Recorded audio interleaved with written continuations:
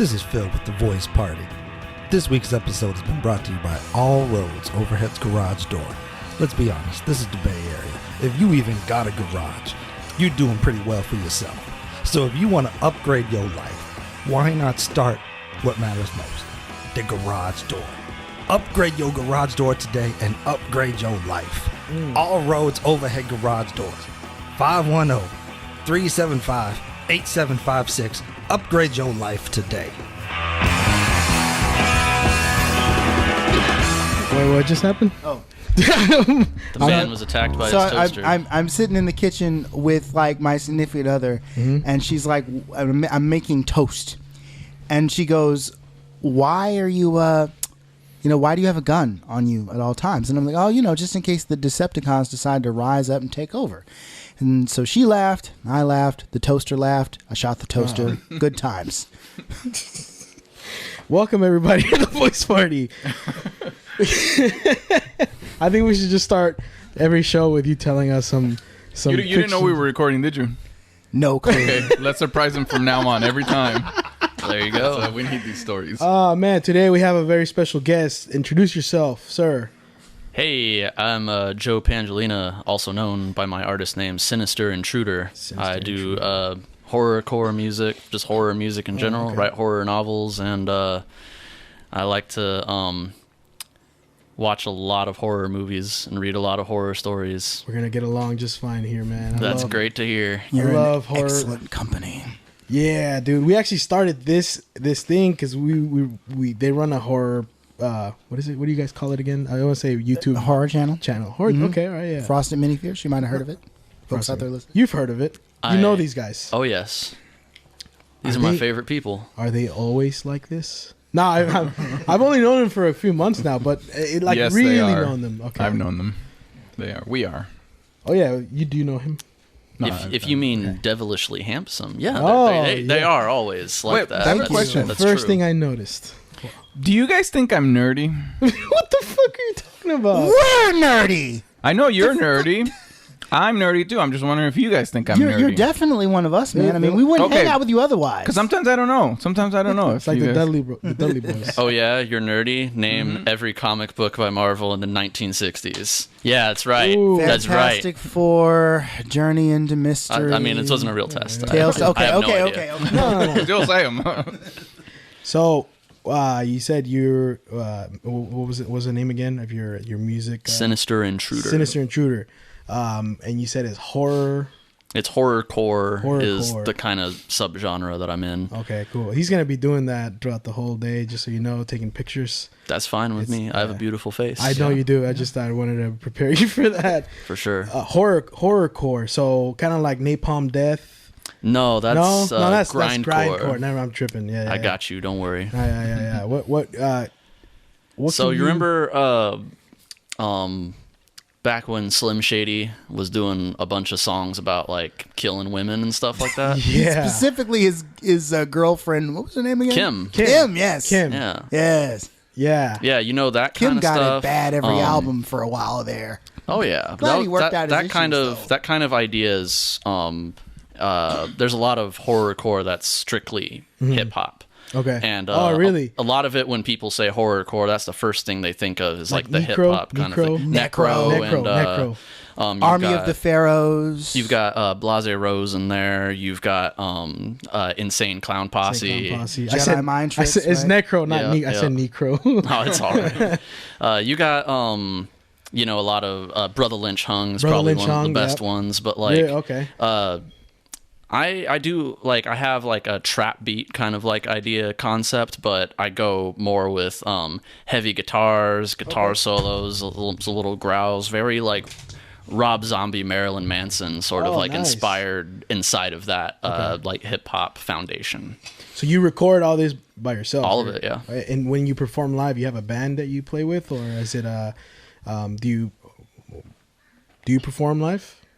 Whenever I do live, I haven't done like a big venue or anything, like booked a show or anything quite yet, but like when I do, it's just I have go up to the person doing sounds like, you want a CD, you want an MP3, do you want a WAV file, and I just take out the like the lead guitar and the lead vocals, and I just do those ones live, and nice, have okay. everything else in the back. In the back. Okay, cool, man. And how long you been doing that for?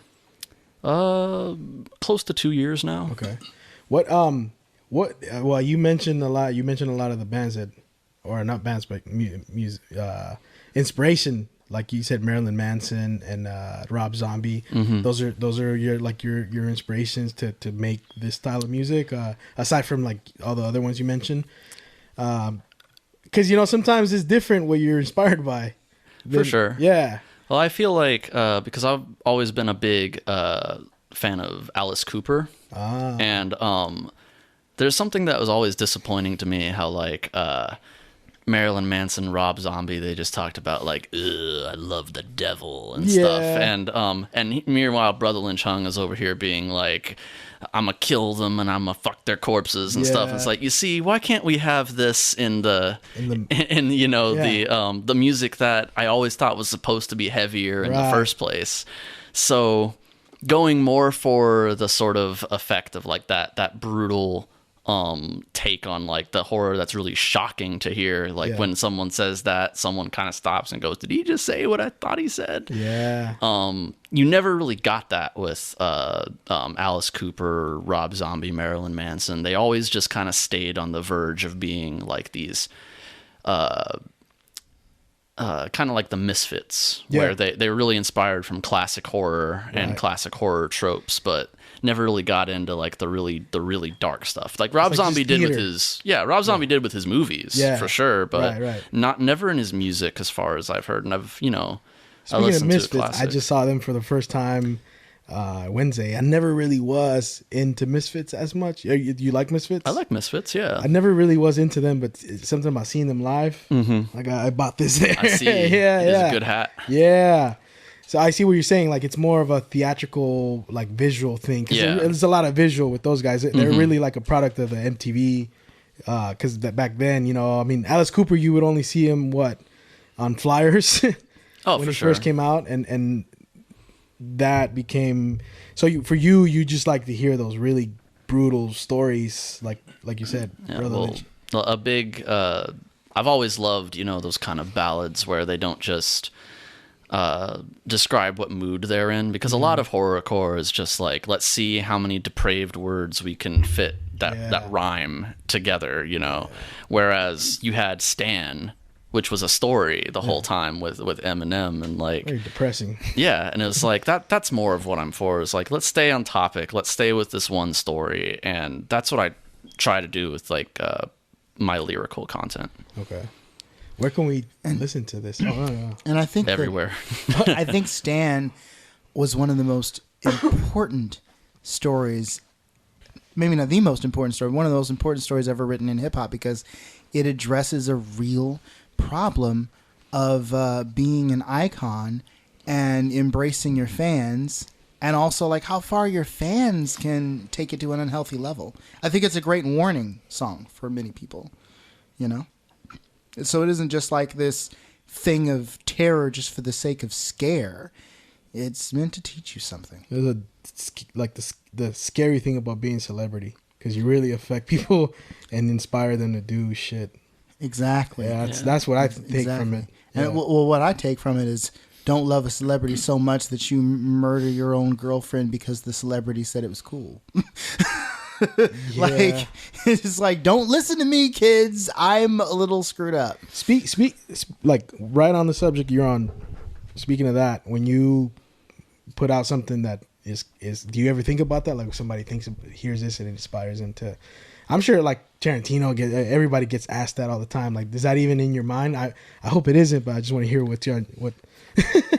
No, because if you were to, I once put it this way, like in the very first episode of the CBS TV show Criminal Minds, a person is suspected because they go to the suspect's house and they find a Metallica CD in their like in their computer, and it was like, oh, he listens to Metallica before going to bed at night, and it's like, okay, we're all suspects here. Yeah. And off of that, statistically, any person who's a killer or some sort of monster who actually goes out and does depraved shit, they're more likely to listen to popular music than anything horrifying. And one of my favorite bands is Cannibal Corpse. Oh, yeah. And every interview they've ever done, they're asked about it. And you can tell at this point how tired they are of answering the question. Like, oh, yeah, but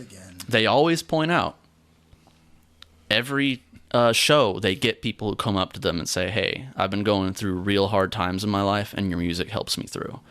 And for a lot of people, really brutal music is very cathartic. It's very because you're not going to get that you're not going to get those angry, horrifying sort of like voices and feelings that you have, and those sort of, you can't vent that out through the mainstream popular let's just party kind of music. Like, you have to have an outlet through something. And while I just do my music because I love horror, it would be everything to me if someone said, hey, your music helped me through a hard time, and I would get that.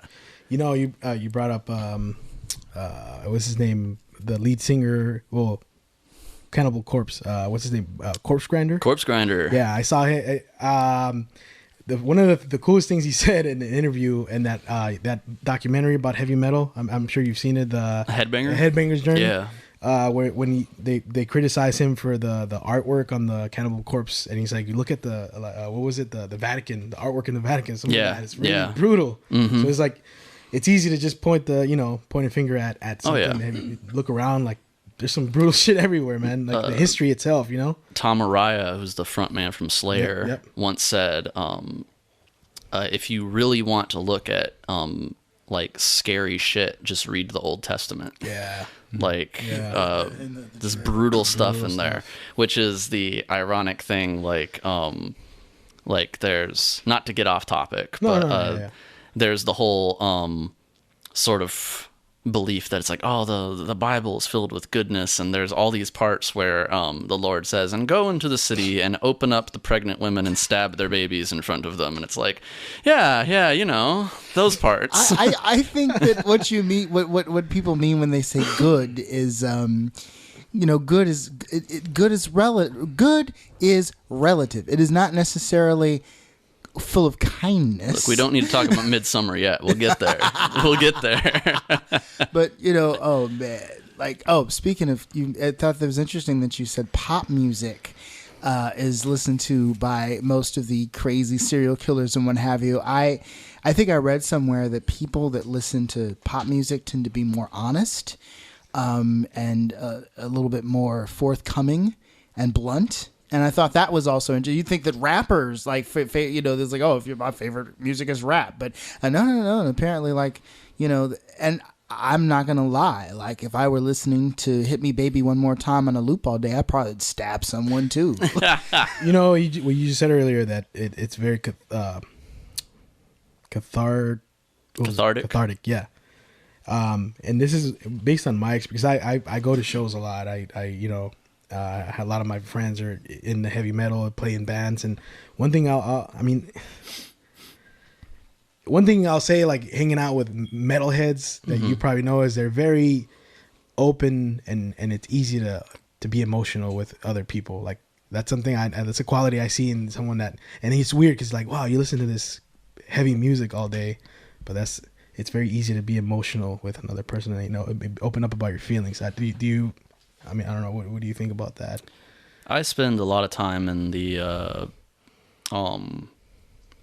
metal Tumblr area, where there's a lot of people who listen to metal and they hang out on Tumblr, and a lot of them are very troubled and depressed people, but they're always open about it. Yeah. Like, you can tell that they're willing to put their struggles out there and to talk to people, and they're very supportive of each other too. Yeah. Like, in the metal community, there will be just somebody who you look at their thread and it's just a picture of Mayhem and then Slayer, and then it's like, I'm really having a hard time with my depression tonight, and then everyone just starts dropping them asks and messages and just like saying, hey, we're all here for you, just letting you know. And I never see that so much from even like the horror film community. Really? I don't know what it is about metal music, but like there's a lot of people that are there, and there's a crossover between metal and horror fans a lot of times, but you'll see that in a lot of different regions of like genres and stuff. A lot of people feel very closed off and they don't want to talk about what's going on in their life, or they feel like it bothers people. But typically what I've seen is that metalheads and a lot of horror fans as well, they treat it like a community, and they try to, at the very least. And you said that's not the same case for the horror community? Not always. Really? Because that was going to be my next question for you about that, because I know a lot of people that are big on metal but don't like horror. And for sure. You know, and to me it doesn't make sense, because I mean, not that it doesn't make sense, but it's just I would think that almost every metalhead would be really into horror. Like, I don't even like watching scary movies. Like, you know, when you meet those people, it makes you think there's something probably there that doesn't allow them. Because I know someone who doesn't like horror movies because of like the stuff he saw growing up in Mexico, and it just brings up weird part of their brain. On the horror thing though, you work on film, or you just appreciate horror movies? Only with these guys. Oh, you have done stuff with these guys. Okay. I have made 2 music videos with Phil, and I've worked on one with Joaquin as well, and I'm planning on doing another one with them as well. Okay. And I would love to work on like a short film or a full feature length film also. I would love to, but yeah, right now, as far as the community, as far as like the people who watch horror films, I found that there's a divide between people who like horror films and people who like slasher films. Yeah. There's the slasher fans tend to go to horror to have a good time and have fun. In the theater. Like, it's exciting in the theater. Yeah. Yeah. And then there's the other half who they're like, no, I'm going to be scared. That's what I want. Yeah. But the problem is that the slasher fans, they say if that movie scared them too much, they're like, that's not what I wanted from my horror. And the people who got scared, like, that movie was dumb, didn't even scare me. Yeah. So you get a lot of mixed. I never thought about that. So yeah. Yeah, I was unaware of that as well. Huh. Yeah. So that means that slasher is the most popular type of horror movie? I would say in theaters, my opinion. It's gone down, I'd say, because the 80s and 90s were huge in slashers, and the early 2000s, they dwindled because... They had one coming out every weekend, right? In the 80s. Slasher. Yeah. It's like everybody wanted their Jason, everybody wanted their Michael Myers ripoff. And then all these other ones came out, the Valentine, whatever. That was the Renaissance, Yeah. But... it's funny because we were talking about this earlier, like slasher films. Like, for example, if Michael Myers killed with a gun, would the movie be as scary? You know? No. It's something about, like... It's less personal. When it's like the Joker has this bit in The Dark Knight where he's like, you know why I use knives? Yeah. You see... The difference between knives and guns are when you can savor all the subtleties. Yes, exactly. You really get kind of to know someone in their last moments. Would you like to know which one of your colleagues were cowards? Would you consider that a horror a little bit, like the Dark Knight? I mean, I kind of damn near it's some. I don't know. So it's weird because I like to reclassify things like, dude, this is kind of a horror. Like So I've talked on my Facebook and Twitter at this, and I said because one of the big question is The Sixth Sense a horror movie? And you get a lot of people on both sides of that. Some people who are like, no, that's a thriller, and others who say that's a horror movie. And so the way I put it is, look at the film's intention, whether it succeeded or not. What was its intention? If it's at the core, its goal is to scare you, unnerve you, disgust you, and doing it for entertainment. Like, the value. Like you could throw Schindler's List in there, but that's for its historical value. Yeah. But if it's for its entertainment value at the core, if it's trying to scare you, unnerve you, disgust you, it's a horror movie. Whether it's succeeded or not, that's what it's trying to do. Perfect example on your shirt. Texas Chainsaw Massacre. Right. I think everyone would agree it's a horror film. But like a lot of people, they'll get caught up in like, what about, again, The Sixth Sense? What about Blue Velvet? Yeah. What about Mulholland Drive? What about people brought up recently? I heard a discussion about God, what was that movie that? Well, I forgot. Director, maybe I don't know. Nope, it's because it has completely left my thoughts. And funny thing about that, it's some people don't really know what the definition of horror is. Like, people will probably say The Sixth Sense is a horror movie just because there's ghosts in it, or because it scared the shit out of them. Like just because there's these creatures or tropes or beings or characters that come from horror literature traditionally. But I'm like, just because there's a vampire in it doesn't automatically make it a horror story. So would you consider Interview with the Vampire a horror? The book, yes. The book, yes. The movie, not. It's a drama, but I wouldn't. There are horror elements in it. The drama. When we talk, for instance, you brought up The Dark Knight. I'd say if you look at Dark Knight at the core, it's not a horror movie. Yeah. It has elements of horror, but same thing with Game of Thrones. It has a lot of horror elements within Game of Thrones, but at its core, nobody's going to say, my favorite horror show is Game of Thrones. I mean, honestly, Game of Thrones is more of it's a fantasy, but it's a historical piece. It's basically King Henry VIII with dragons. I can see what you mean, yeah. The Pianist is a horror. Oh, that movie scares me. I mean, that's what you said, it disgusts you, and if you put yourself in, I don't know, because horror, that's a broad thing, man. Like, I mean, you put it down very good though, like the Titanic. Well, like, again, like look at the intention of the movie, and for things like that are historical, like you said, The Pianist, Adrian Brody, like that's meant to be a historical retelling of something that is supposed to infuriate you and let you go like, oh, that history's fucked up, you know. But for me, like, those aren't horror just because they're trying to get you in that kind of thing. Horror to me is like it's for its entertainment value.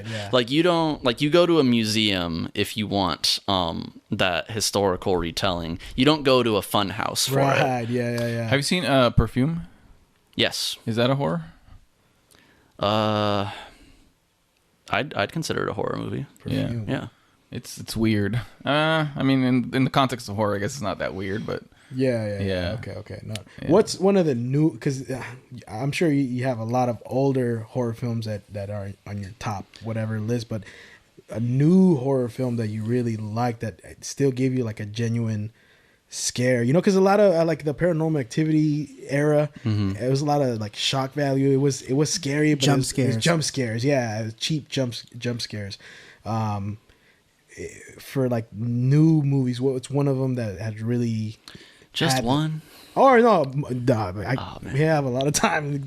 I really want to hear what your take is on like recommend us some. Recommend the people out there, because I went on this before you I went on this thing to look at probably 3 years ago, like really scary movies, and I looked at the list, and I don't think it was a lot of stuff I've already seen, and like right. So then with disturbing films, and like Sallow was one of them. Oh, you got to have the 120 days. 120 days, which that's the same movie, right? Yeah. No, the one we talked about earlier that you said you saw in film school, and then Serbian film, and I was like, of course. Oh, dude, like I I saw that and I was like, that's not what I want. I just want to see people get stabbed. Yeah. Disturbing. Hey, I was kidding. That's a damn good movie. Oh man. I kind of love a Serbian Really? film, and a lot of people have given me shit for it. Yeah. Because, but honestly, like I heard if you break that film down and Yeah. it's into its cinematography, its sound design, its acting and stuff, it's a solid movie. It was well done for sure. And I heard a Q&A with the director because I was like, who the fuck made this shit? Right, and right. He said it had a lot of it was subliminal messages. Oh, it's about, bullshit. About the I heard government. him say that too. Really? It's bullshit. Yeah. Like, I don't like. What do you mean bullshit? Like as his message or? So there was a movie that came out in 2017 called Trauma. Okay. And I saw it because people were saying, oh, it's the South American, a Serbian film. So I was like, I gotta watch it. And so I did. And that one, I was like, oh, very obviously there's the undertones of the political situation in Chile and the history of violence and the... What is this called again? Trauma. Trauma. It's not a good movie. Okay. A Serbian film is a good movie. I will go on record saying that. Okay. Trauma is not. Okay. But I could watch it and I could tell what it was trying to say, the statements it was making politically and philosophically and all that. A Serbian film, the director said, oh, when the baby came out of the womb and they started having sex with it, Jesus. that was a... I skipped over that. I didn't like, oh yeah. That was a symbol for how when we're born in Serbia, the political system has already fucked us. It's like, what are you talking about? That's what I... So you think it was a cop out? Is what you're saying? It just... I feel like there's some things, you know, where you can look at it and you can go like, I wonder if there's something more to this, like The Shining, for instance, or every movie by David Lynch, and you can tell there's something there. When you watch that part in a Serbian film, there's nothing in there that indicates to you this is more than what it's presented as. Not one bit. I would challenge you to find one if you didn't know that's what you were looking for, you know? Once is enough for me. No, but I get what you're saying. Like it's just I don't know. Well, Salo had that too. Yeah. Salo is a big statement about fascism and its cruelty and oppression over specifically like the youth of this world. Right. And you can see that. You can tell that's what it's about. Serbian film, I don't know. It may be a cop-out that, like... Just to save his career so he can make another film. I don't know, maybe, but, like, I didn't see it at all, and I love that movie. Really? Yeah, no, it's I don't know. I watched, like, I read about it first, and, like, it can't be that bad. And, like, oh, shit, dude. Whoever made that film, like, it's like they were holding that in a long time ago, and then they made it like, oh, I gotta let it... That's what I felt watching that film, man. If you've never seen it, don't. I disagree. If you can handle it, watch it. Yeah, I guess. Yeah, I took a horror class, and one of the weeks we were supposed to watch that, and I did the readings, and I was like, nope, no, I couldn't. I was like, What an interesting thing to be. I don't know. I feel like that professor or teacher has a problem. It's just like, you know what? I hate my class. The assignment is watch a Serbian film. Yeah. I actually, there's this friend of mine. She's a big. She said she was big into horror, and then around that time she hit me up. It's like, hey, do you have any horror recommendations? Like, yeah, check this out. She watched it and then she hit me up. Don't ever recommend this to anyone else. What movie was that? The Serbian film. Oh. Like, I relived some of my tragic things. I'm like, oh fuck. Oh shit. Yeah, it's always good to check with. I have a very successful post on Tumblr that has about 2,000 notes where I went through every horror movie that I've seen that is known for being a disturbing movie, and I separated them into categories for varying degrees of sexual assault because it's super triggering to people, and you should be able to be like, I want to watch horror movie without having to relive my trauma. Yeah. So I just got a list of like what are considered to be the most disturbing movies in the world, and I've seen them and went, okay, What is this Serbian is- rank in your list? Oh, it's Number in one? and it's in the subject of like the ones that definitely have a lot of sexual assault. Yeah. If you're wondering what my ranking is as far as my favorite movies ever, I just finished making a tier list that I'm gonna make a YouTube video about, where I cover every horror movie that I've seen that came out in 2000 up to this year, and it's about 400 something movies, and I have Serbian film in my A tier, but not in my S tier. Did you? So what were some new? Oh yes. Oh yeah, the original question. New stuff. Yeah. This is gonna happen a lot, by the way. This does that's happen. fine. a lot. I would just like to say about your Tumblr post, the successful one, that is both compassionate and smart, sir. I commend you for Well, that. thank you. You're welcome. First thing that comes to mind is a Korean horror film called Train to Busan. I've seen it. Which On is, Netflix, right? It is on Netflix. It's one of the best zombie movies you can watch that's out right now. Definitely highly recommend. Would you say it's the best zombie movie you've ever seen? No, because I'm too big of a George Romero fan to you like You that? can't betray him. I understand. You like the poster in the door right there. I just got it. It's behind You the got door. it. Well, yeah, Well, it's all right. Man. You'll see it when you. All right. What do you? What's? Oh, sorry. What was the name of the film again? Train to Busan. Train to Busan. Okay, I'll check that out. He's on Netflix too. Yeah, it should. I hope it's still on Netflix. Let's see. The Witch was really good. A24. I love A24 movies, and I think The Witch was the first one of their films they produced that I saw. Awesome. I'm with you on that. I just brother. finished The Witch the other day. I don't know why I kept getting distracted. I would watch it and something would happen. Right. And I just finished it the other day, and I thought it was gonna be like well, I don't want to spoil it for anyone. That hasn't Beware of fucking goats. That's all I'm gonna say. heard it. You know what? Slaughtered a lot of goats in my day. Get a lot of beauty. Kill them all. Look, but none of them were Satan goat. No. Well, maybe some of the birria wasn't that good. The Witch, huh? That's was that based on a book? No. No, it's just based on Some dude's historical story? occurrences, man, but not Oh. one actual story. I'll let Joe. It was on the folklore of journals that people had kept of their in the puritanical colonial because days. it felt very authentic. Like this is not no fucking Sleepy Yeah, Hollow. the one of the things, because I know a lot of people who are big horror fans that did not like The Witch, and usually their reasoning is because they're into a lot of mainstream horror, which is fine. The Witch is very much not a mainstream horror film. It's very by no slow. means. It's it has it focuses mostly on the dynamics of the family and less on the antagonistic witch that's out in the woods. right. But I think that's as much as I love A24, because I love them, all their horror movies I think are absolutely fantastic. What are some of their other horror films? I don't. We were just going to talk about one earlier, as a We matter were of fact. they did Midsummer before we get there. Midsummer. and It seems like you guys are holding on to that. and one, so I'm that excited. and that director That's all directed a Joaquin. masterpiece previously called Hereditary. Hereditary. Oh, Hereditary. They have a feeling to their movies. I've seen both of those. The thing about A24 movies that I love and hate at the same time is that, for instance, the biggest divisive one that I saw was they have this movie, beautiful, fantastic movie called It Comes at Night.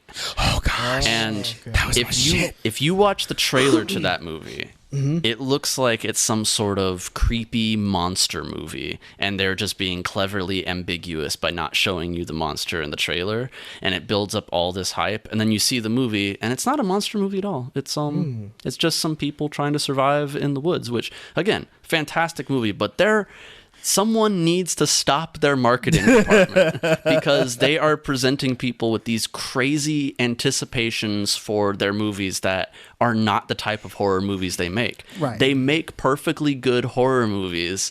Why disappoint people who are expecting one thing over another? There is a film that was, I don't know if it ever came out, because I'm a big indie film fan. I go to like the Berkeley cinemas all the time to go watch stuff. But I don't know if this film ever came out, but A24 had a film called Slice, I think it was. Splice? No, Slice. It was like Chance the Rapper, and was it Zazie Beetz? And there was like a werewolf involved, and a pizza delivery service. You know, look it up. I intend to like if I can download that sucker or pay for it, I'm definitely gonna watch it. It's for sure. A24 thing. I got the idea that it was like probably like horror comedy though, instead of straight laced comedy, straight laced horror. You like comedy? I like comedy. You do? What's like? They will always talk about the fine line between horror and comedy. Yes. Yeah, like R.L. Stine actually said that it's really the same formula. Yeah. Because you're building up tension to something. It's just the punchline is different. Alice Cooper once said that horror and comedy are both in bed together. Yeah. So in my class, it was. Hold on, sorry. Let me get my thoughts together. Oh, they're both about dealing with taboo. Yeah. Oh yeah, definitely. A lot, yeah. And they both offend people. I'm not saying not in the mic. They both have the thing where you said they disturb people. Like right now, everybody's talking about Chappelle's special because it pisses everyone off. Yeah. And I don't think it would be like not piss anyone off the way a Serbian film would. It's different. It's way different, but like I don't know. But I wanted to get back to what we were talking about earlier. The film A24. Okay, so now I know Hereditary. Yeah, that's what I haven't really been disturbed by a film in a long time. That's one of them that kind of like something like, you know, when I was a kid I would watch a scary film and any kind of horror film, and I would you know not have nightmares, but it would stick with me when I was going to the bathroom at night. That's the last film that actually, because I had read a little bit about the King Payman. Pyman, yeah. How did you feel about Hereditary? I love Hereditary. It's in my S tier. Now this is what I got to ask you real quick. I read somewhere that like there was a critic who compared the director of Hereditary to Jordan Peele in regard to they both seem to have their inspiration and musings from a particular brand of horror that was popular in the 70s, like Rosemary's Baby, The Stepford Wives, that type of thing. Yeah. Do you get that feel from the director of Hereditary? And I don't know if you've seen Get Out, but... Of course I've seen Get Out. I still haven't seen that or Us. I gotta watch those. But do I see the 70s? You know, on one hand, yes, because the early films of the 70s, and certainly the most popular horror films of the 70s, were all these fairly large budget movies that we still talk about today, such as The Exorcist, Jaws, Alien, the Amityville Horror, these just huge movies that continue to influence filmmaking today. But on the other hand, I feel like the way that Ari Aster and Jordan Peele make their movies are very different from the way that they would have been made back in the 70s, because the idea of those 70s horror movies were all inspired from these novels that were really popular as well. And Get Out and Hereditary are both original screenplays that they helped to work on. These are things that they basically they threw like their heart and soul into it, and the product of the 70s, horror in the 70s, was the same thing that popular movies are today, which is this book was a bestseller, therefore it will be a movie. And they were just more willing to throw money at them back then for horror in the 70s, I feel like. Have you seen Zombie Lake? Zombie Lake? Yeah. I have not. Oh, okay. Never mind. I'm sorry. No, it's okay. Failed you. It's super, super low budget. It's a weird movie. Like, it doesn't make any sense. The plot doesn't make any sense. There's no main character. Sounds like a horror movie to me. Yeah, well, I watched it, and I met a horror movie. I loved it. Well, actually, there's another one, Zombie Oasis. You haven't seen that one? Oh, I've not seen that one either. Apparently, they started off as the same script. Anyways, I love the movie, and I can't tell why. But it's probably one of those like where it's like so bad it's good. Oh, classics, yeah. Yeah, but that was my first time watching one that was Trolls like 2. Oh, Troll 2. I might have seen that as a kid. I probably. Neilbog. It's goblin spelled backwards. Yeah. There's big old. Sorry, I didn't mean to. No, that was it. It has that famous moment. Oh my God, they're eating her, and then they're gonna eat me. Oh my God. The acting is bad. The and then they do like events where they'll fill up a theater and watch it together. Have you ever been to anything like that to see any films? No, I haven't. Okay. A lot of my friends want me to go. Like The Room, Rocky Horror Picture Show Rocky is one they Horror, always yep. try to get me on, but I just haven't gone. I went to go see Halloween at the Rialto Theater 2 years ago. They were screening the original Halloween. It was a crazy night. Some dude pulled out a knife on the guy in front of us. Wow. Yeah, that was Like interesting. just pulled it out and was like, Either look at my knife. altercation. Oh. Yeah. Wow. I don't know. I just remember that because that's the last. Isn't it something I wanted to ask you right now when we were talking about what's the worst horror film you've seen and why? Because I feel like your knowledge on horror is like, oh man, I got this guy in front of me that knows a lot about horror, and I'm curious to know like whatever movie he thinks is like the worst, and I'll be like, oh god, I thought that was really scary. I'm curious. What's one of the worst horror films that you just like? Oh man, this is not. Because I feel with horror, like I don't know, fans of horror, even the ones that I guess regular people see as shitty, you'll find some kind of value to it. I try to. Honestly, I feel like my answer would be like Troll 2 or something 2, like that. Yeah. Because there's a lot of movies that are in horror that the genre is a little bit unique because there's a lot of people who make intentionally bad horror movies just to satisfy that campy sort of idea. Yeah. But like if you can fail at doing that too, then you've really made the worst horror movie. Okay. And it's, part of me is just like, yeah, Troll 2, it has that charm though. Yeah. Like it's so bad that like people watch it for like the entertainment value of how terrible it is. To me, something that's like a terrible horror movie would look something more like Valentine or something like that. Oh yeah. One that comes to mind also is there's this movie called Dreamcatcher that has Morgan Freeman's in it and all these like, and how the hell is that movie so bad when it's got everything that normally makes a good horror movie? Stephen King and Morgan Freeman. Yeah, and like a script that was written by a very good screenwriter. It's got an all-star cast. It has amazing crew, and it still was horrible. I have a theory. I think Stephen King novels, although are fantastically written, are just cursed when it comes to trying to adapt them to screen. I would Not think with The that Shining. too, but I mean, The Shining wasn't even made his way. my ultimate rebuttal to that is The Mist. Which is everyone just because you know The Mist is that good. Like it's one of like that's another one.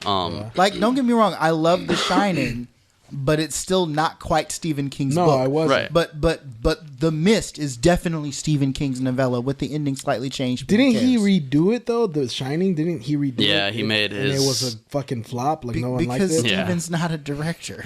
Oh, he's directed one movie. Oh yeah, Maximum Overdrive, baby. we don't talk about that. Do we? Don't forget, still got to get back to Midsummer before the end of this podcast. Okay. We've been teasing it. Listeners are at home going, "What are they going to say?" Were about you it? a fan of the after? Was it? I have him right here. After Dark. After Dark Horror Fest. Yeah. Were you a fan of that? I'm like probably something like an eighth a fan of it because I think that every time After Dark Horror Fest has their festivals, like you can pull about because they do the 8 films to die for. Yeah. And I think you can pull maybe 2 of those every year that are like gems that they've found, and the other 6 are like, well, I can see why this was not released in a theater. And it's not the way that you say it After Dark, where these were too extreme for cinemas. They just cinemas came to their senses and said, we don't want these. That's because some guy told me about him, and the way he sold it, like, oh dude, I haven't seen him yet, but before I even watch him, I wanted to hear your take on it, because you told me you were big in the horror. We'll get back to what he was gonna. I don't know if you want to talk about that yet, but don't worry. Before we get to that, have you ever, like, are you writing horror? Do you want to? Is that something that you want to do? Yeah, I have. It seems like that's what I want.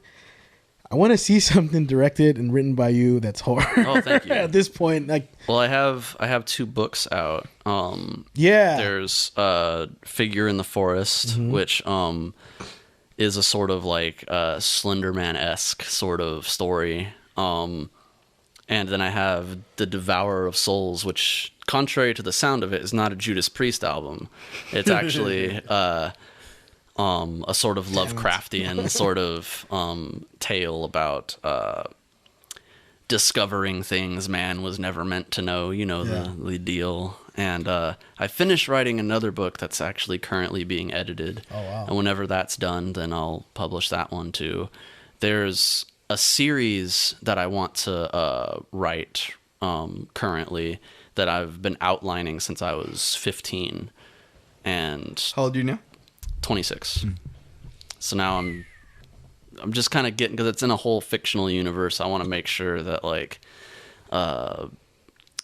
because with like Tolkien, you can go down and trace everyone's lineage all the way back to the beginning of time, and I want to be able to do that with my fictional universe as well as possible. So You have your own languages written like Tolkien too? No, I'm not that committed, but I don't think anyone is, to be honest. Like, no one has quite outdone the old man in that respect. I think there's a band that did that. Created. I'm trying to think right now, but no. Sorry. Go back to you. no, that's pretty much What it. I'm curious about the Figure in the Dark. Figure in the Forest. Figure in the Forest. Sorry. What I want to, because that's the one you sent me the link of, and I was like, oh, like I didn't have enough time. I would have liked to have read it, but just kind of a brief description. Of Yeah. what So it's about is this it like based on a dream, or is it Actually, all my books are based on dreams. Oh. They're all a dream that I have, and I remember my dreams when I have them. So I just like, cool. And if it scared me, then I write about it. Yeah. This one's about this school teacher who he sees that one of his students is starting to act strangely. They're not doing so well in their class and stuff, and he's curious about it until one day he disappears, this student, and he becomes interested in like this mystery. But as he starts researching it, as it turns out that it's not just like he was kidnapped or something. Like, this was like this creature that came and took him, and as he starts trying to figure out what this thing is, he starts being pursued by this creature as well. And that's the gist of the story. Okay. So, I was just going to say, I want to hear a little bit about the Devourer of Souls. yeah, I want to hear about all of them. I'm but a fan of Lovecraftian fiction, and So- unknowable to man, as they say. So fun fact, I had just started getting into Lovecraft when I wrote this book. what was And Lovecraft?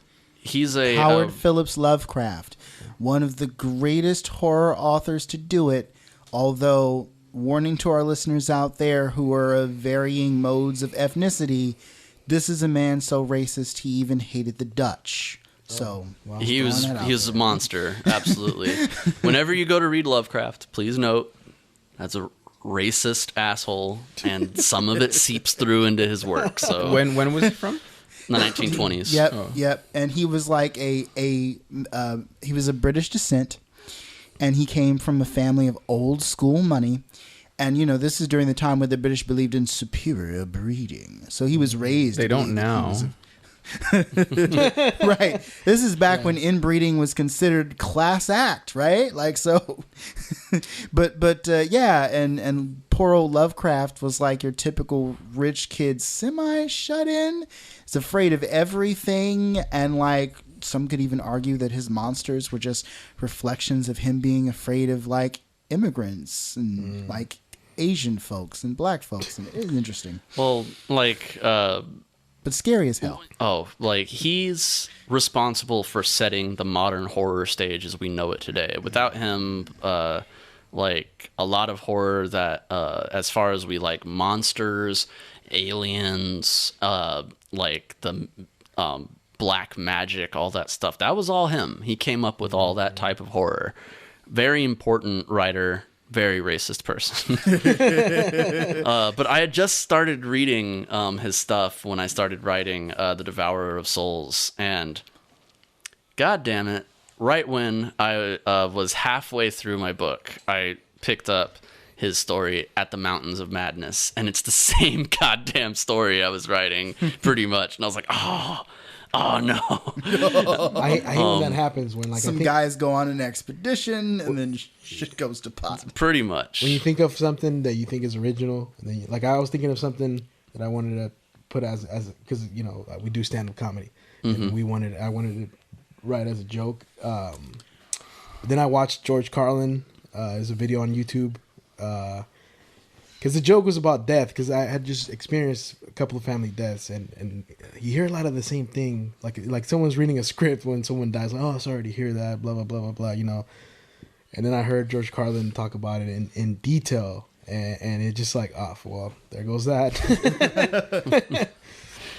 Yeah, because At the Mountains of Madness is these folks that go on an expedition, and then they find these ruins of the civilization. They start looking into it, and they're like, what happens if we melt the ice? Oh no, they're alive.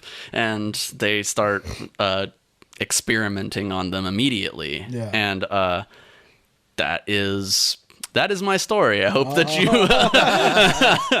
no, but like so just go read. No, it's a little bit different. My team that I have is a group of archaeologists. They found a city underground that they've been excavating to go to, and as they're exploring, they find that the inhabitants are there, and it looks like, you know, a sort of Pompeii sort of situation. They're all locked in like reminds me of stone. That. Reminds me of that Hollow Earth theory.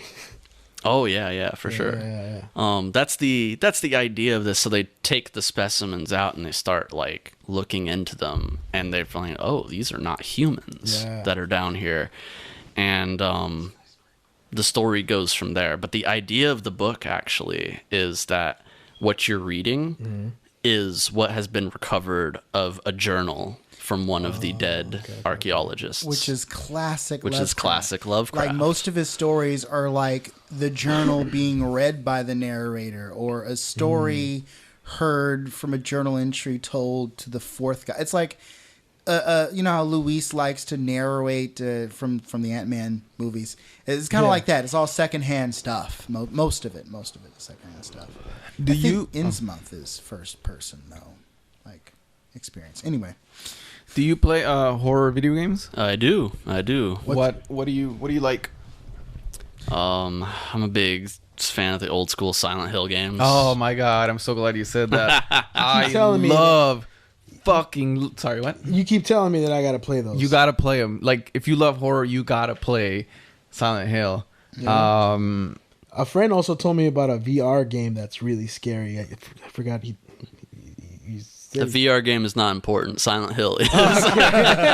So which Silent Hills do you like? I love 1, 2, and 3. 2 is my favorite one. I actually did not play The Room. It's on my list of gotta play it. I played Origins, and I played Homecoming. I didn't get into Shattered Memories, and I never played Downpour, and because I was kind of done with the franchise at that point. Yeah, I was really excited for Kojima to bring it back before Konami killed it. But did you like the movie? The reason I don't like the movie is because I like the games. Okay, yeah, I imagine that's hard to... I think there's a lot of people that I know that are big fans of the movie. I didn't think it was that bad when you consider video game movies, but... No, you're not wrong. I'll give you that. Yeah, but yeah, it's not... If you like Silent Hill, you're going to play the game. To me, Silent Hill 2 is like... I would put it there with Citizen Kane and all that stuff. As far as like the greatest of all time, yeah. Yeah. What else? Yeah, Silent Hill 2. Silent Hill 2. Yeah. Movie. No, the video game. The Citizen Kane of video games. I thought you were saying it was the Citizen Kane. There's of only video one game movie, right? movies. There's two movies, Silent Hill, and then there was a second one, whatever the fuck it was called. I actually wait. There's a Citizen Kane video game. No. Like in terms of quality. No, I'm kidding. Yeah. No. Yeah, it's legacy. Yeah, things like that. There's a lot of video games to me that try to be Silent Hill 2. Anyways, what else? What other horror video games? I'm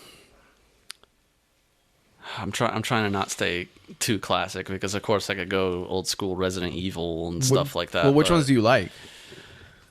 There's nothing wrong. Because I tend to be very There's nothing wrong about. Oh no, but like last time we talked about like new movies and stuff. Yeah, but, because like I do love the old Resident Evils.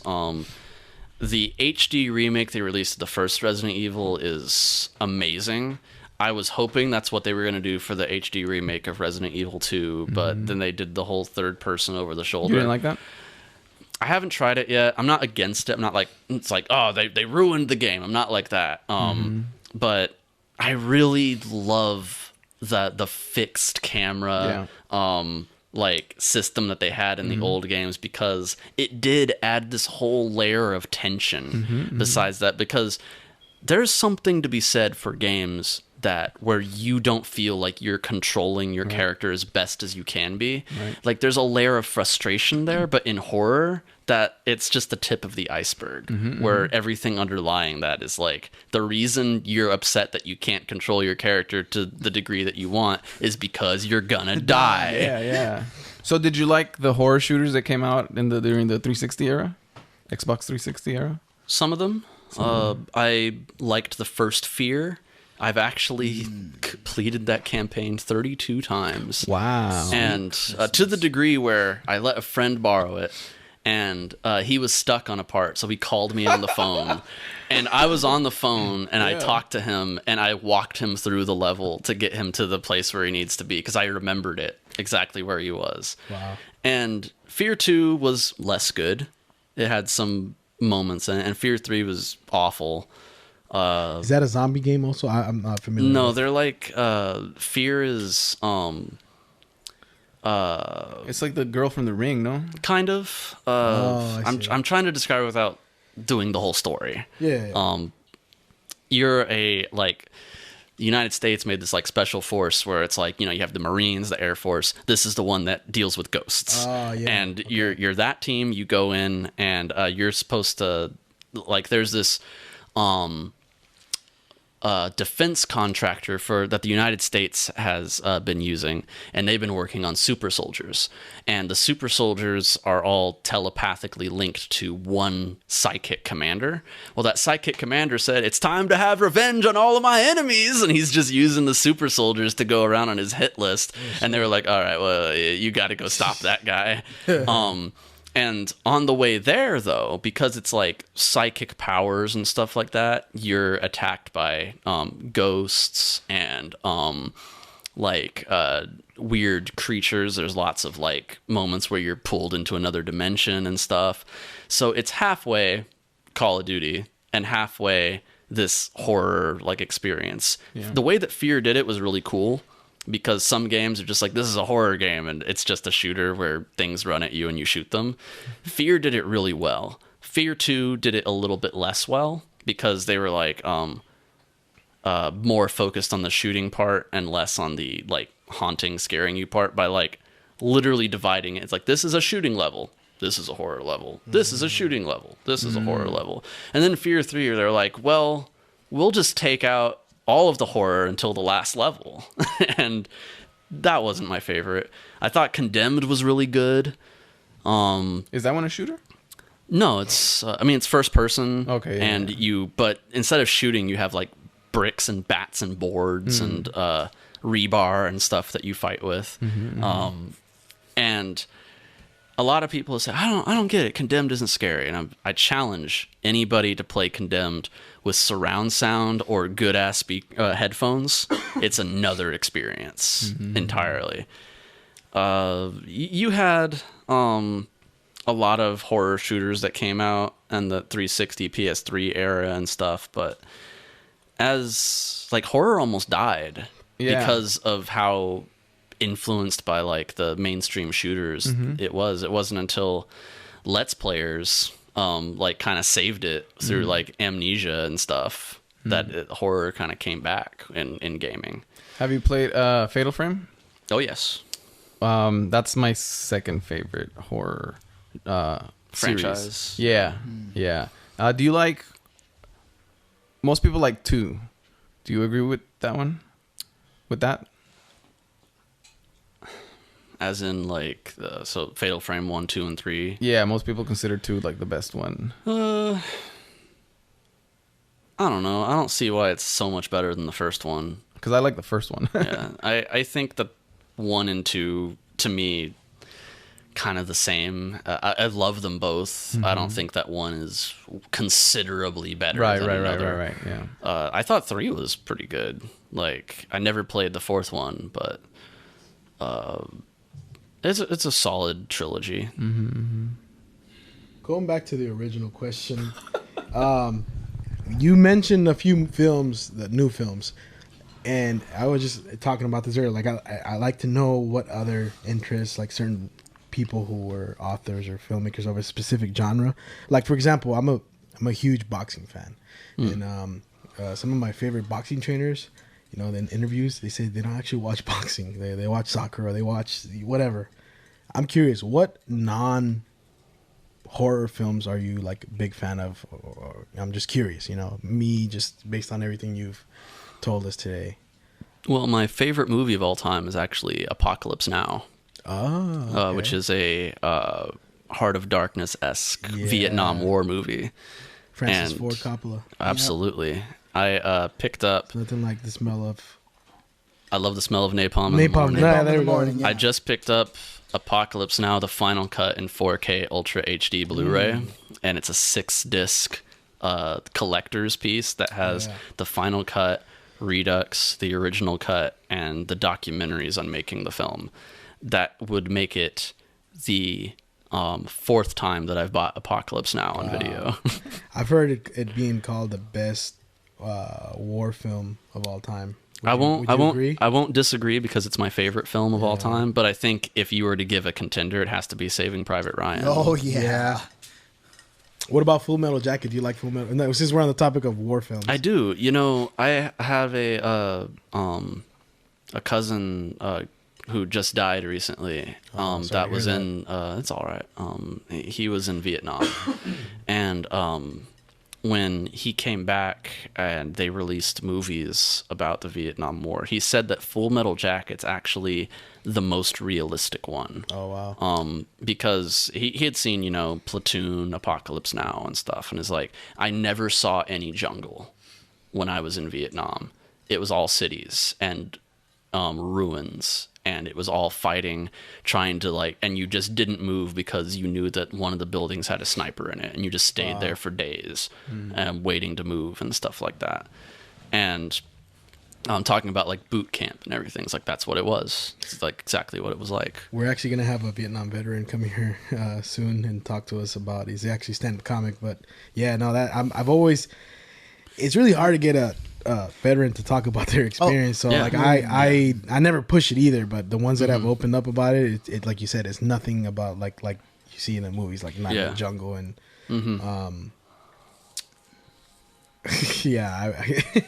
my grandfather was in Vietnam on my dad's side of the family, and like he never wanted to talk about it. I understand he had nightmares. From what my grandmother told me, but one time he opened up, and it wasn't even about the service. John Kerry was running, and John Kerry was taking a lot of heat because they were calling him like a flip-flopper. They were talking about how he went on the White House lawn and threw his Purple Heart down on the lawn, and he was a traitor and he couldn't make up his mind. And my take on that was always like, smart people change their mind when they receive new evidence, right? That's not flip-flopping. That's adjusting to new intelligence. That's what we need. And I asked my grandfather what he felt about it, and some people were saying he was a hero. And my grandfather said, in war there are no real heroes. There's stuff going on. You're taking fire. And he was a communications officer, which means he had like the backpack with the radio attached to it. There are no real heroes. You're just trying to do the best you can to survive.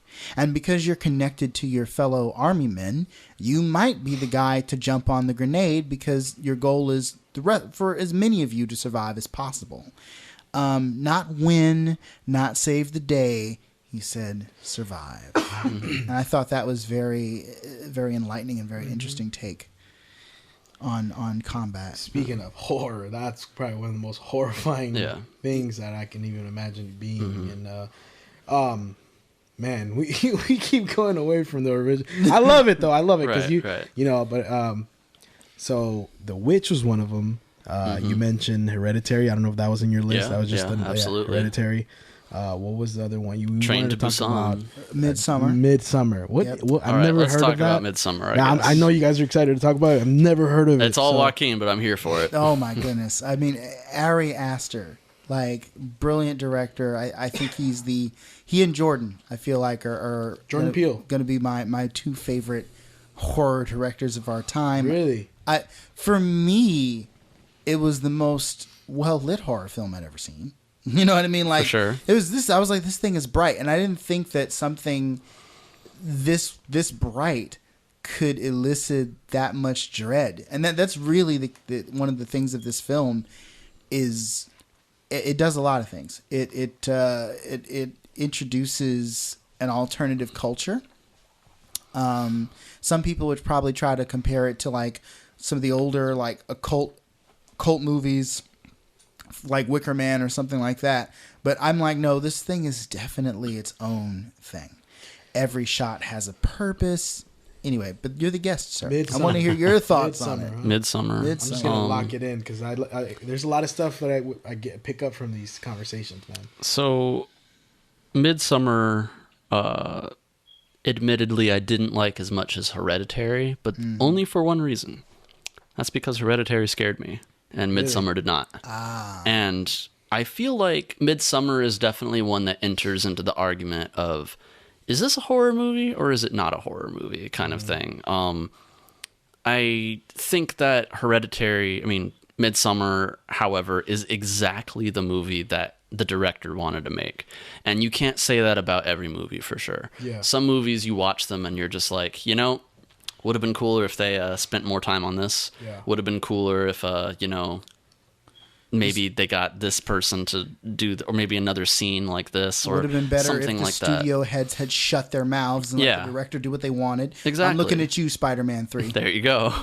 There's lots of movies where you can tell this was not the plan, and whether that came together for better or for worse, you can figure that out by watching it. Midsummer, you watch it and you go, this is exactly the movie that they wanted to make. Yeah. And that's one thing you can say about it for sure. But I think my favorite thing about Midsummer is that it presents to you this entirely different culture, and it leaves you with the question of, is this culture who believes in things like sacrifice and I don't want to spoil too much, but fairly, what you might interpret as cruel things. It's a horror movie after all.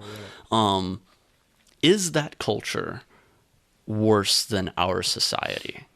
And that's the question they sort of leave you with, because, and just one line of dialogue from the film, when a character is asked, it's like, did you see what they did back there? He goes, well, I mean, think about what we do with our elderly. We put them in homes and just leave them there. And they probably look at that as being barbaric. And that's just one of the analogies they make in this movie. But they really do, just in that final shot, you get the idea of just this is a home to the people who live in this culture. And it's set in a tribe or something far away, or it's like a cult. It's in Europe. Commune, I would say. Okay. Yeah. And it's somewhere in northeastern Europe, right? It's in Sweden, yeah. Yeah, Sweden. Oh, okay. And but yeah, that's the idea that they leave you with. It's just hey, you may have seen some fairly disturbing visual horror that's just a part of their everyday life. But can you say that what they are living is worse than what we are living, kind of thing? And in fact, some might argue that it's better. It opens up an interesting conversation. I think that's my favorite part of it. With like Hereditary was kind of like a big puzzle that you were putting together throughout the movie until it finally culminates in the end. And even at the end, you're like, I feel like I missed something. Maybe I need to watch it again to figure out all the little subtle things. I love that the name was perfect, because that whole world, man, is real. Like I don't want to say too much, but I've experienced like that lineal, the family with certain passing people. things down. It's big in Mexico, and I had an experience with a family, and yeah, that like let me know this filmmaker is did his homework, because that stuff is real, man. I'm sure you do research about the real stories behind a lot of these, like what I don't want to say what's your belief, but like you believe in a lot of these, like the dark arts and stuff like that. Well, to a degree. To a degree. There's like sometimes say like, I don't believe in it, but I ain't gonna fuck with it. That's for sure. Yeah, for sure. Yeah. Now, I would say there's a thematic link in both films by Ari Aster, and I want to know what your thoughts on this are. I think both films explore different angles of codependency and toxic relationships among family members. How do you feel about that? You agree? Do you get the same feeling? I can see where you're coming from. I think that they definitely deal with the sort of like traumatizing aspects that pull apart and push together aspects of relationships, family, and things like that. I think it's a little bit unfair to say that it's like, yeah, he did the same thing in this movie as he did in the other, and to say that it's a trademark kind of thing. Well, I'm not trying to like downcast it. He did it. He explored different angles of it. But I think that was just a theme that he wanted to like in Hereditary, it was very much like, an oppressive mother sort of a figure character, right? In the grandma, and in Midsommar, it seemed like he was exploring codependency from a relationship angle and also an angle with, the sister. Mm-hmm. No, I see exactly what you mean. Yeah. He definitely. There's something that a friend of mine said after we watched Midsommar. He said, one thing you can say about Ari Aster is the best part about Stephen King. They know how to write trauma when it comes to their characters. Because, you ever watch horror movies and you're just like, the opening scene, like someone's brother gets like axed or something like that, and then it's like 10 years later and it's like, oh, I'm sorry about that accident, and they're just like, I've moved past it. And whereas you have like Stephen King and Ari Aster and some other really great filmmakers, you can see in the way that they behave, in the way that they talk, in the way that they act, exactly how they feel about it.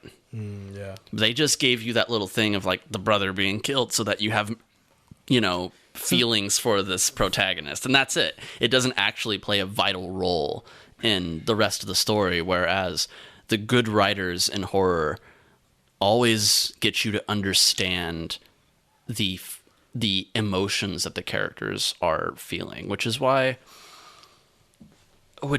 Stephen King is good. Yeah. And that's why Ari Aster is good, because the characters feel like human beings that you're watching interact. And then the characters can carry the story way better when they do express that emotion. Because it's one thing to be like, it's a scary concept with a serial killer out there. It's like, it's even scarier if you don't want the characters to die. Yeah. Yep. Yeah.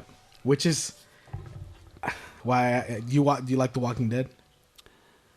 When they killed Glenn. I haven't watched up to, like, I've watched like 3 episodes of The Walking Dead. Oh, God. I never got into it. No. I've seen the first season, and I've read a bunch of the comic books. I didn't know Glenn was dead, but that's okay. Oh, you didn't? It's okay. It's okay. Oh, okay. Well, It's all it's right. been out there for a year. No, we got away from the original question. No, it's cool. It's cool. I'm actually I'm glad that because there's a lot of other stuff that we touched on, especially your books. Where if are they sold online exclusively or where can I? Yeah, just you can get them on Amazon and the Barnes and Noble bookstore. I think you can get the first one. Oh, also, okay. You might be able to get them. You might be able to get the other one on the bookstore also. Okay. You always go to joepangelinaHorror.com. They're right there. Nice, man. And then your music, where we can listen to YouTube. Everywhere. Spotify, Apple Music, YouTube, Bandcamp, SoundCloud, Deezer, and Napster, all that stuff. Favorite filmmaker of all time? That's the question I have for you. No. We mentioned a couple of them.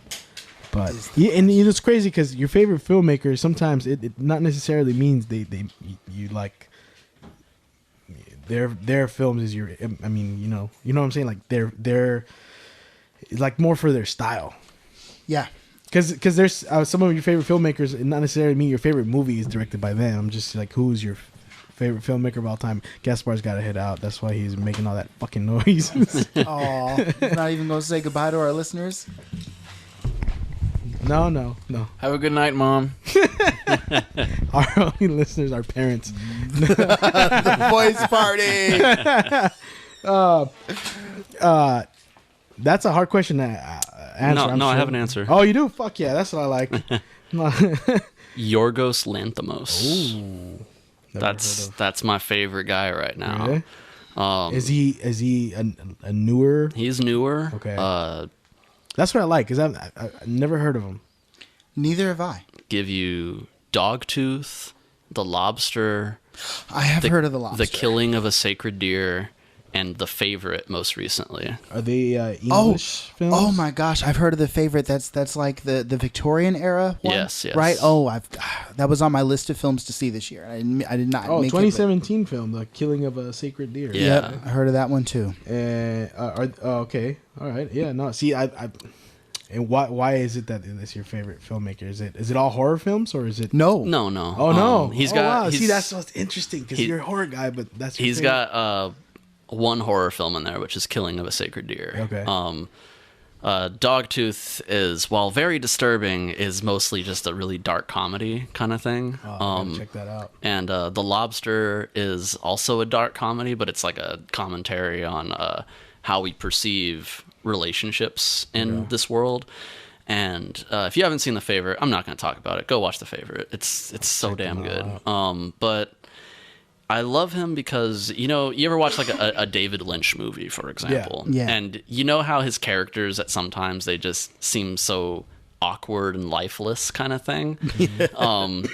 Where Yorgos Lanthimos comes in with all these characters that have the strangest lines of dialogue, the weirdest things that they say, and it catches you off guard. And everyone in this world has this like blank expression kind of like attitude that they head through this world, and it gives this like bleak kind of outlook on it. But what I love most about Yorgos Lanthimos is all his movies, they are simultaneously ultra realistic and very surreal at the same time. And that blend gives you something where it's like I think that's Gaspar's car. Sorry about that. Sounds like a dying mouse out there. Yeah, he's sorry about that. Oh, that's all right. I don't think we can hear it here. We can. Yeah. We'll have to edit in some photo later. For sure.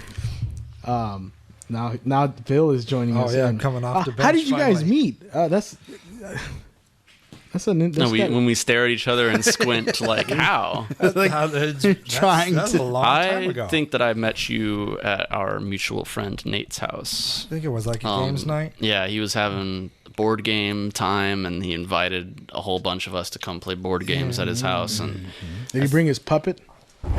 No, I didn't. Okay. He doesn't bring him everywhere. Good. That's how you made a friend that day. You've seen the puppet? He showed me pictures of it. Oh, okay. Yeah. Yeah. You know he has a puppet, right? I did not know you have a puppet. Jesus, I have a puppet. His never name's mind. Corey. Sweet. He's Corey adorable. has a Facebook. Corey. And a I Tinder. think Corey and I are friends on Facebook too. You say he has a Tinder? Yeah. He does have a Tinder. That's Does the he first. get any swipes? It's funny because the day he told me about it was the day we were going to be shooting something in the woods. I'm like, oh God, I want to walk in the woods with this guy.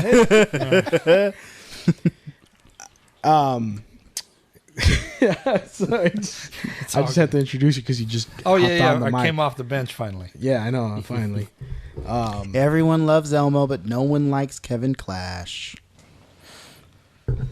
I don't understand the reference. Kevin Clash is Elmo's puppeteer. oh yeah. And You're Yeah. right. I, Exactly. But he also did like Gaspar was Elmo. But yeah, he also did like Baby Dinosaur on the dinosaurs and a bunch of other puppets. He's one of like he's big in the Jim Henson Company, and then some stuff about his personal life came out, and he had to step away from Sesame Street. He was accused of some things. I think it was a la Kevin Spacey level accused. okay. Ooh. Okay. Yeah. Yeah, no, that's That would be my, by the way, second choice for favorite director is David Fincher. And I brought him up because I heard Kevin Spacey. When I hear Kevin Spacey, I think of Seven. Classic. The Game also, right? By him. Was that him? Did he do the game? He I think did. it was. Uh, I can confirm that. Gone right Girl. He did Social the Network. Game, that was with now. Michael Douglas, right? The Curious Case of Benjamin Button. Oh, that was him Yo, too. that's And, a classic one. The Alien Game. 3. Alien 3. Yeah. Oh. It is an underrated alien movie. I will die on this hill. Yeah, David Alien Fincher. 3. The Game. David Fincher. Oh, for sure. I appreciate the aesthetic of her being stuck on a prison planet of monks and what I get the idea that there were different drafts of this movie and there were different versions of Alien 3. And my biggest gripe with Alien 3 is like, why would you kill off Hicks and Newt so unceremoniously when they the were actors so didn't sign on for this. Yeah, sequel. you go, hey, Michael Biehn, do you want to be in this movie? No? Okay, bye. That's what it is. Look, when you're a David Fincher in the at that time period in your life, you haven't made Fight Club yet. Nobody is. that was him too. Oh, wow. You haven't gotten to the point where people are just like, here, do whatever you want with all this money. You're like, look, we need someone to do Alien 3. Michael Biehn and the girl won't do it. But that's why I was so excited for like Neil Blomkamp's Alien movie he was going to make. And then they canned that too. Yeah. Ridley Scott wanted to make more, even though nobody else wanted him to make more. How dare you? You know what I like about No, you hold on yeah. 1 second. I have to address This this. is gonna get interesting. This is ding ding ding. Now, Fight. I can understand the disdain for Prometheus. Prometheus was terrible. No. It is not a terrible movie because There are I've terrible It's a elements. beautiful film it filled is. with stupid people. That's fine. There's a lot Horror of movies that are are. filled with stupid people. There's a lot of movies that do have stupid people in it. Let's for all sure. go in the haunted house, gang. The difference is that the audience expectation for stupid characters isn't there. Once you say these are esteemed scientists, then people go, why are they making such bad decisions? But I would argue this is the horror way of life. If you want them to be killed by the creepy alien in the cave, one must write a character who is willing to go into that cave. And I also think because I always interpreted from the moment that big white Squidward guy fell into the water after drinking that poison, I was like, oh, this is going to be an analogy to the Divine Comedy, Paradise Lost sort of like aspect.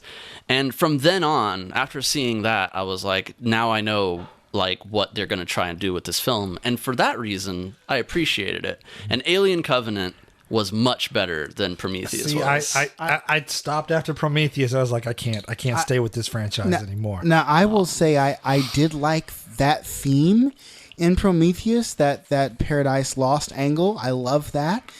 And I liked what they did with the android because he kind of carries that theme full weight on, because the android is by our, I mean humanity's creation. So the android is looking up to us like we look up to God, such as we find our metaphorical God in this movie in the engineers. And that was and the fact that old man Wayland's like, I want to talk to our creators and find everlasting life. Those things about the film, those overarching stuff, I liked. I just didn't like the whole, I am a biologist and I shouldn't be so dumb as to look at this life form that I have no idea what it does and go, isn't it beautiful? Ah, my face! It's sort of like in the original Alien film, what was so good about that is that these were like truckers in space. Yeah, they were miners. And it's okay if they don't know not to, like,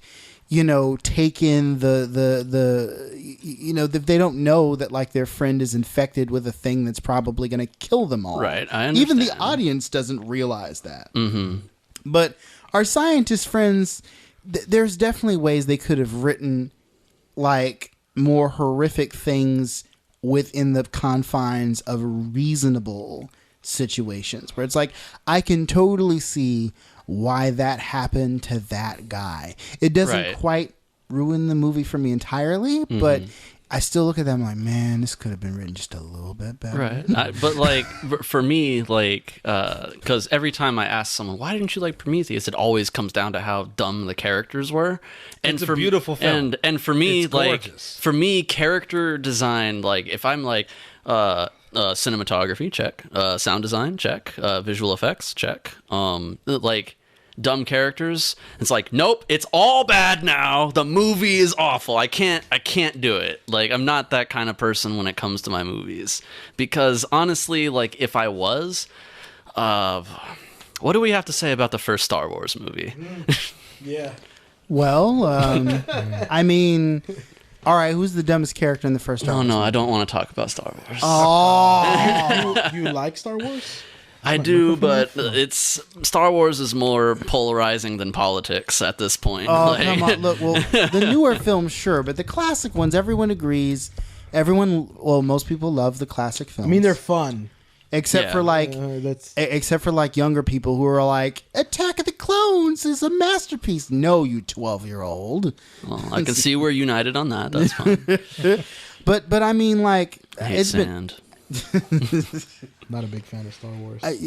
No? I hate bringing that up, though. It's like okay. See, it's polarizing. Yeah. You get everyone in the podcast just turns and looks at you. Like, what? You are They more. always do that to me because there's a lot of stuff I haven't watched. And like, are you fucking serious? You haven't seen that? Well, here's the real test. What do you think about Star Trek?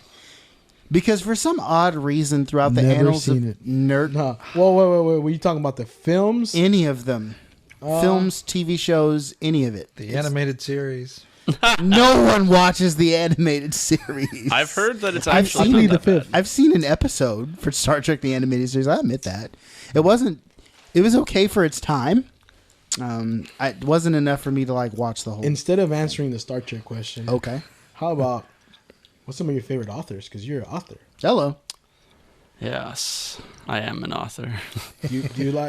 And also when you write, do you like how do you, especially with it's very easy to get distracted nowadays. That's fine. What's your process? Do you go away somewhere? Do you lock yourself in a room? Being someone who does music and writing also, and I have other creative outlets too, because one of the reasons I haven't gone for another music video is because I'm actually making the props for it. So I'm like building them by scratch, and once those are done, then I'll be like, hey Phil. But like there's always an outlet and ways that I have to like do creativity, and sometimes it's like, look, writing's not going to be on the table today.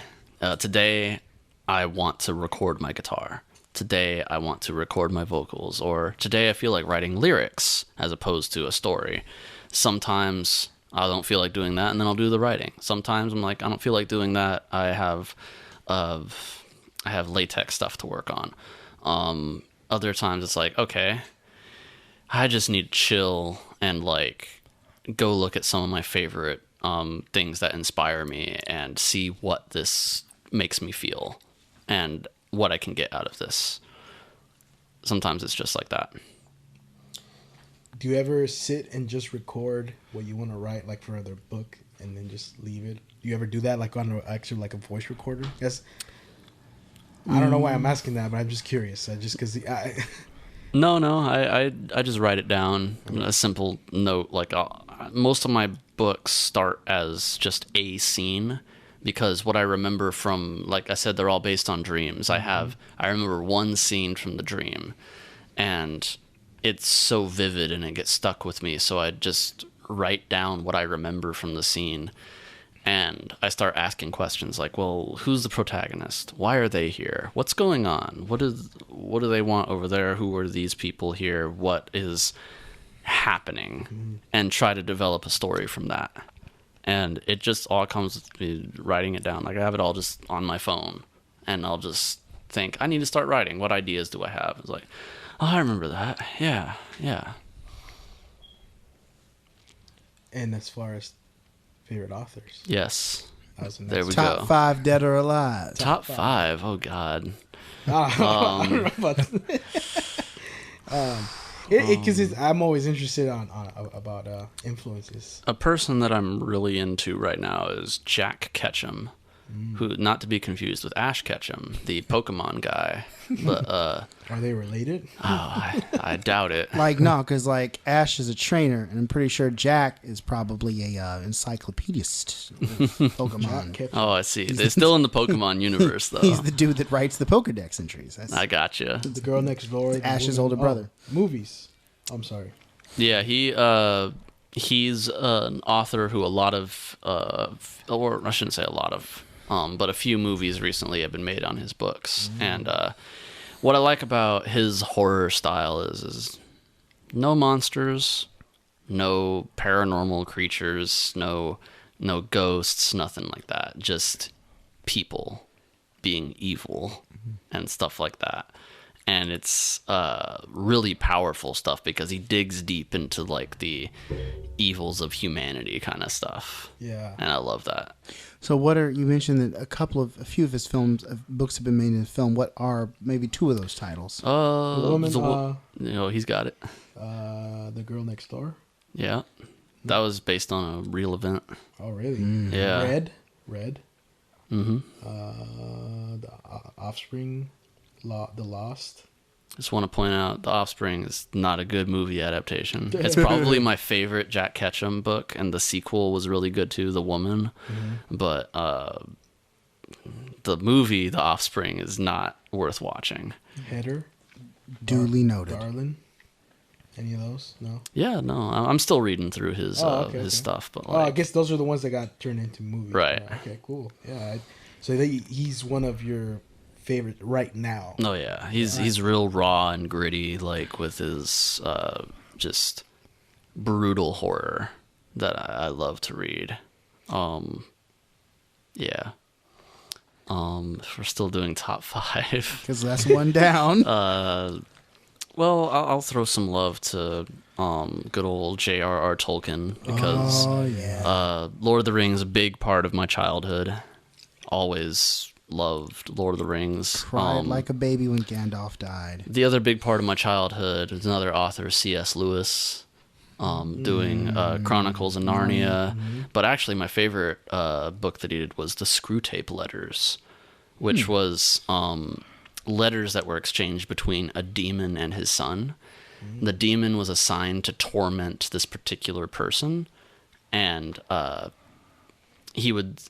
were written to his uncle Screwtape, who was an experienced demon, and he would say, "Uncle, my human is starting to show feelings to like the poor and the disabled of this world. What should I do?" And they'll be like, and Uncle Screwtape would go, "What you want to do is start manifesting ideas of indifference start making them realize that they're poor because they chose to be poor. And basically the idea was this demon explaining, how are you going to ruin this person's life and make them the worst person they can be? It's a really interesting book. That's the same guy that did Narnia. Yep. That doesn't sound like the same guy. But considering C.S. Lewis being noted as a theologian, that at the same time does kind of sound like the same. Yeah, it's a really cool book. I really loved it. So that's 3. Yes. I didn't mean to do a top 5 because that's hard. I mean, but yeah, go for it, man. No, I love doing lists, top lists. Yeah. I have too many of them. I just don't have one for authors because it changes all the time. Always throwing love to my main man, Stephen King. Oh, yeah. Yeah. Stephen King. Because he cannot be stopped. He's too powerful. And he'll be writing books. Like, I'll make a prediction for you guys right now. Stephen King will die one day, and after that, they will find a book that's on his desk that is done. He just didn't get to the publisher in time. There's probably 6 of those lying around somewhere. He's a Tupac of horror. Tupac has had like several albums just like in the studio. Like, So that's ready what I to tell go. you. That's gonna happen with Stephen King. I guarantee you. And the fact that his son is also a decent writer, I guarantee you, even if there are half-finished books, like Joe King is gonna. Is that his Joe? What's his son's name again? I do not remember. Yeah, but it's like his son is gonna do what Christopher Tolkien tried to do with his dad's works, only What was that? successfully. What was that book? The one he finished? He Who, finished, Christopher right? Tolkien? Yeah. The Silmarillion. Yeah. And it was... Is that what they're planning on turning into a film on Amazon? No, they're planning on doing God. a Lord of the Rings TV series. This The rumor is that it'll be set during the events of the War of the Ring, but like not focusing on the main characters. I've always wanted to know what the Sam Hill the Werebear was up to during like the mains. I'm like, where's Baryon? Like where he's so powerful. Why didn't Gandalf be like, yo man, we got some trouble. Need you at the gates. Like this dude is absent the entire 3 novels. Tolkien just forgot about the guy. I think he's in the appendixes somewhere. But like that would have been the dude to bring on you in your army. Just saying. Oh well. What do you think about that? About the so that's what it's about. I thought they were going to do this. The Silmarillion. Yeah, I thought they were going to. There was discussions about making a Silmarillion movie, but you know them. They're going to take that one book and make it into 6 parts. It's a long book. It's a long book, right? Like I started it. I tried to read it one night. It's like reading the Bible. Yes, and that's exactly why I put it down, because I was like, I already have a religion. I don't need 2. Yeah, it's like reading a textbook in school. The way that it reads is it's not the flowery, colorful language that you're used to Tolkien saying. It's just like when you read so the Federalist Papers were an event that were created by this president. It was highly rejected by, and it's that Like but Lord of the Rings. Yes, and I've heard that, like, because I read like maybe through the prologue and then woke up the next morning nose in the book, having had a completely excellent night's sleep. And like people that have read this thing have told me, oh no, you should have skipped the prologue and gone in the main story. There's like a talking sword that's cursed and all this dope stuff going on. And I have a sense of trauma with that book. What's the do it. Is it what's his name? The main guy, Finghorn, something. Yeah, there's a horn at the end of that, I think. Yeah. Dwarf, no, an elf. He's an elf. He's an elf. Yeah. So that was 4. Yes. One more. Are you a fan of David Foster Wallace? I haven't read anything. Okay, no. I just thought I'd ask. Then I would do Chuck Palahniuk. Interesting. He's the guy who wrote the book Fight Club. Oh, okay. And that man is a way with words. It's really cool. And I would either choose him or Poe, because Edgar Allan, because his stories have arguably inspired me more than like Chuck Palahniuk's, but like I think that Chuck, as far as like he's like a modern like the way that like Poe talks, I feel that it gives very much that sort of vibe of there's a whimsical nature to the way that he talks. Mm-hmm.